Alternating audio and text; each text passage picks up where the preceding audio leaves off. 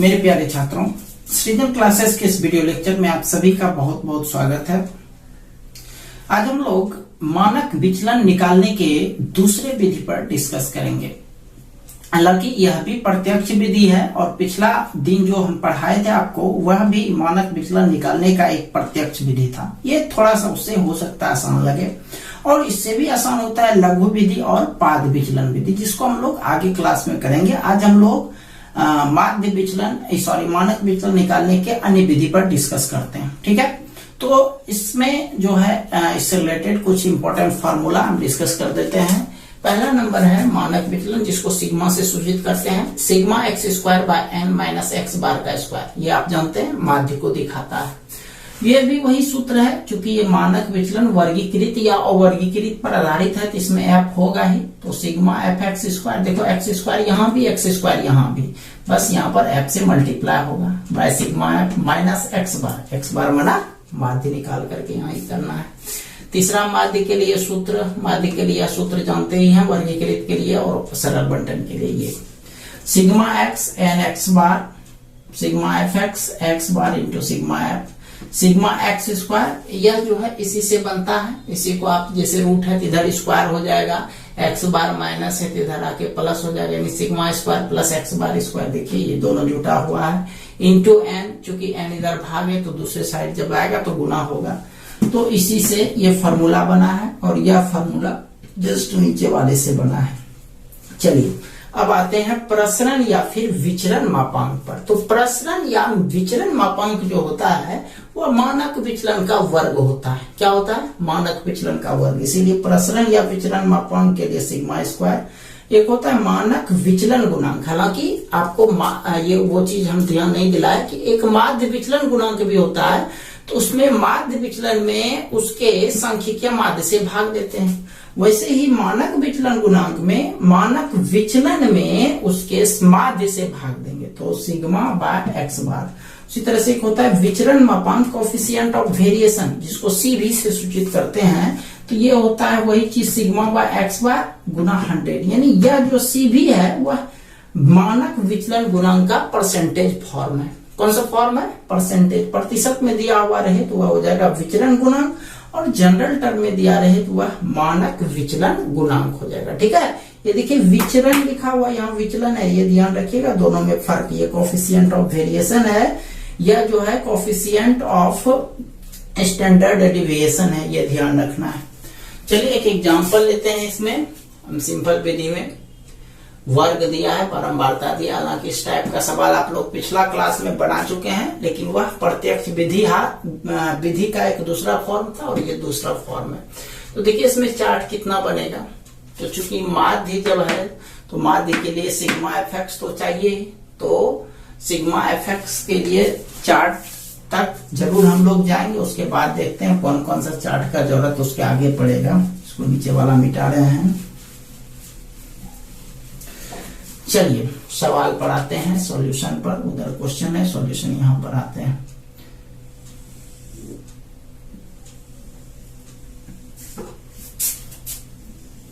सबसे पहला तो वर्ग ये फिक्स है। चलिए ठीक, यहां तक बारंबारता ये बारंबारता एफ लिखते हैं, यह फिक्स है। बारंबारता के बाद चलते हैं एक्स का मान, ये भी फिक्स है, वर्ग से निकलेगा। उसके बाद एफ एक्स, ये तो आप निकाल ही लेंगे एफ और एक्स को गुना करके। अब देखिए फॉर्मूला हम इसलिए नहीं मिटाए ताकि आपको समझाने में परेशानी नहीं हुए। तो एफ एक्स स्क्वायर लिखा हुआ है, तो जब तक एक्स स्क्वायर नहीं रहेगा तो एफ एक्स स्क्वायर कैसे बनेगा। इसीलिए अगला स्टेप में एक्स स्क्वायर, या पहले ही एक्स स्क्वायर कर लीजिए, उसके बाद एक में एफ एक्स और एक में एफ एक्स स्क्वायर। बस इतना चार्ट का आपको जरूरत पड़ेगा यहाँ पर। चलिए मान बैठाते हैं। मान है 30 से 40, 40 से 50, 50 से 60, 60 से 70, 70 से 80, 80 से 90, 90 से 100।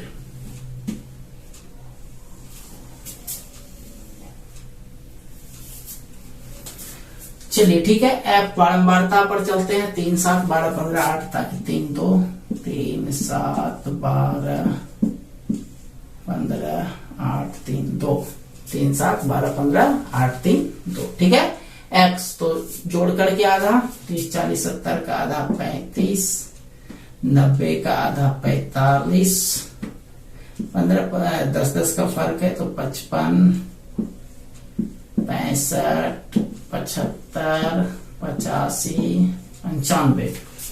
फिर एक्स स्क्वायर देखो भाई, ये तो खुद बड़ा है, इसका स्क्वायर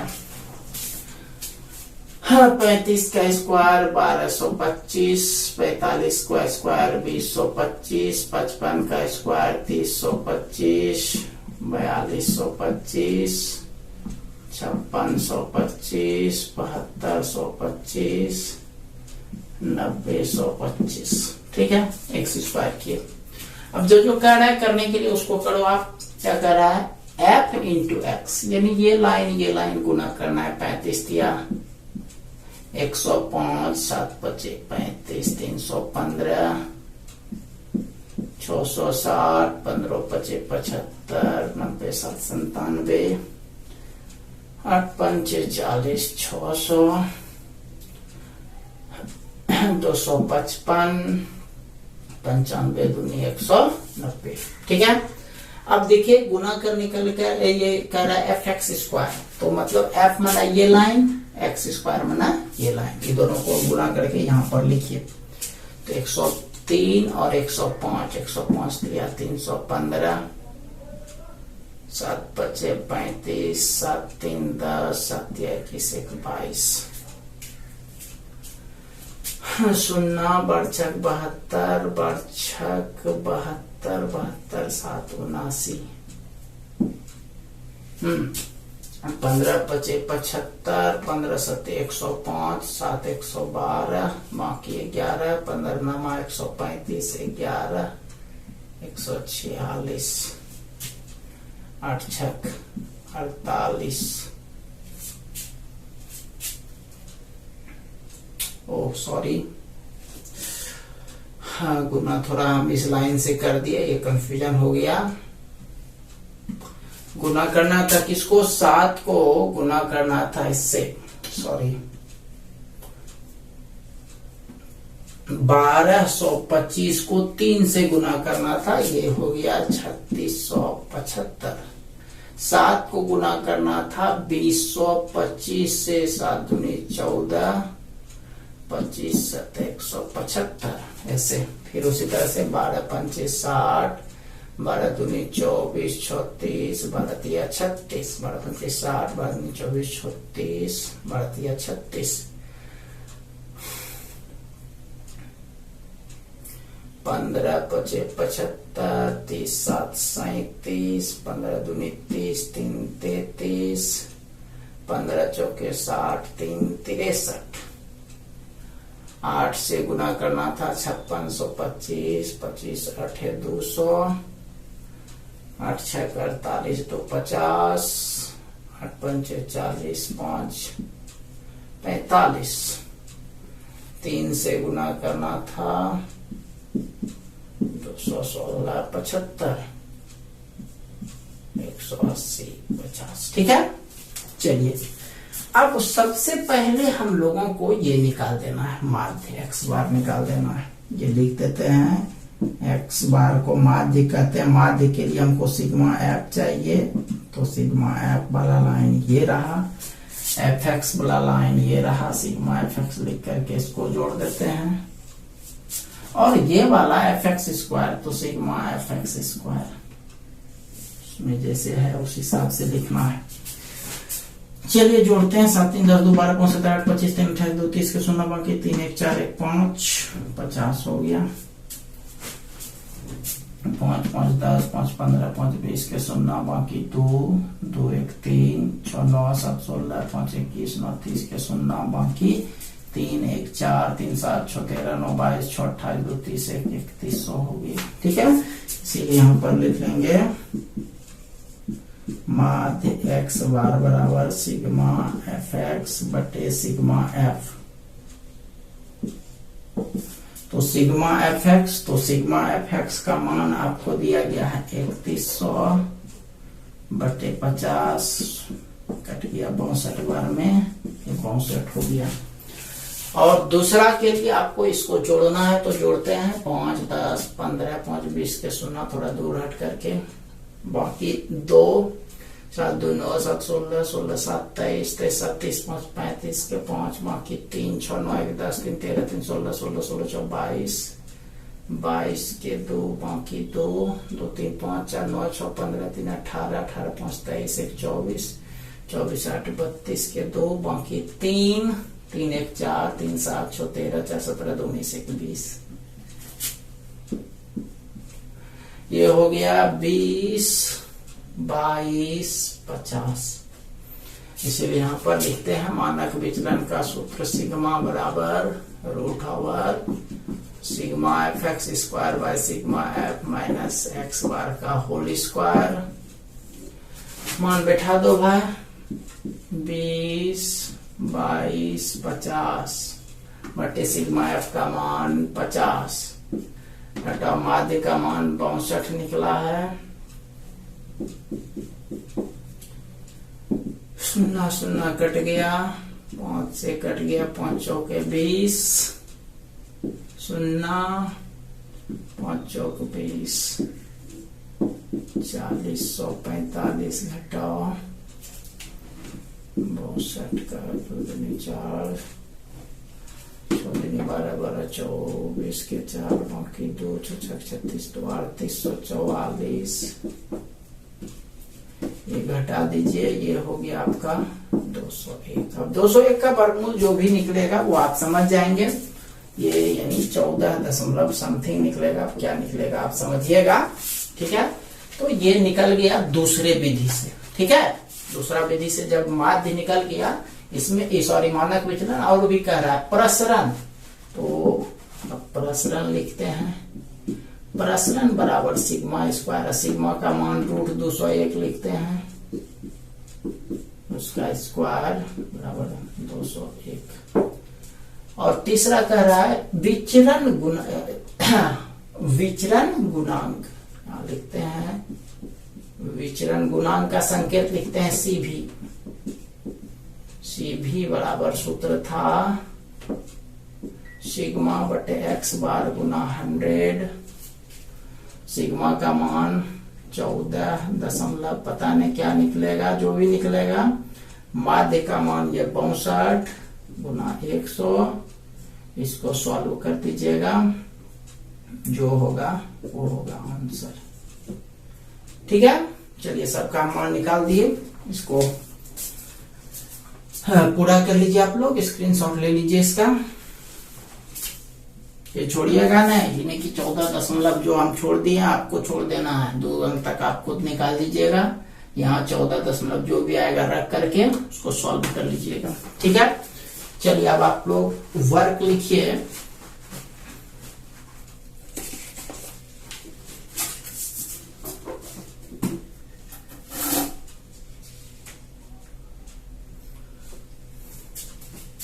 इसी विधि से आपको बनाना है।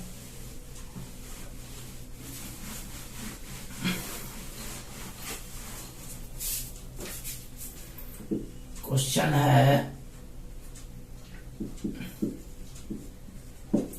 मानक विचलन, प्रसरण एवं विचरण गुणांक निकालें, ठीक है। चलिए देखते हैं। क्वेश्चन है वर्ग बारंबारता।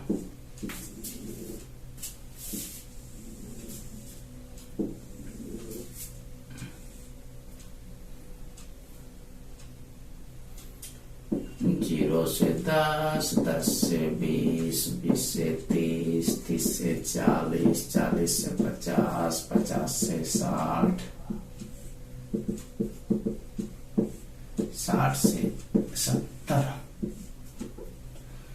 और 9, 17, 32, 23, 40, 18, 1, 9, 17, 32, 23, 40, 18, 1, 9, 17, 32, 23, 40, 18, 1।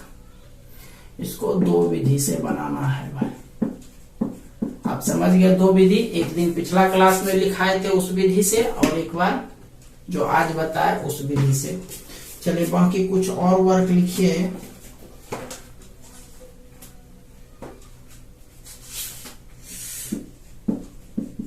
वर्क आपको बुक से दे रहे हैं, NCERT का बना लीजिएगा। 15.1 इसका टोटल बना लीजिएगा, टोटल बन जाएगा। 15.2 का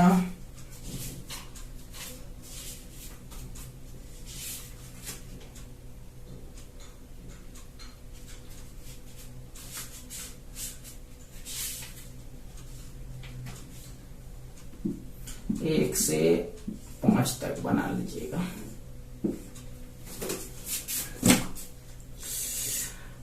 ठीक है, तो कल जो है हम लोग इसी चैप्टर के यानी मानक विचलन निकालने के लघु विधि सीखेंगे, साथ ही साथ कल्पित विधि भी सीखेंगे। ठीक है, तो मिलते हैं हम लोग कल एक नए वीडियो लेक्चर के साथ। तब तक के लिए आप सभी का बहुत बहुत धन्यवाद।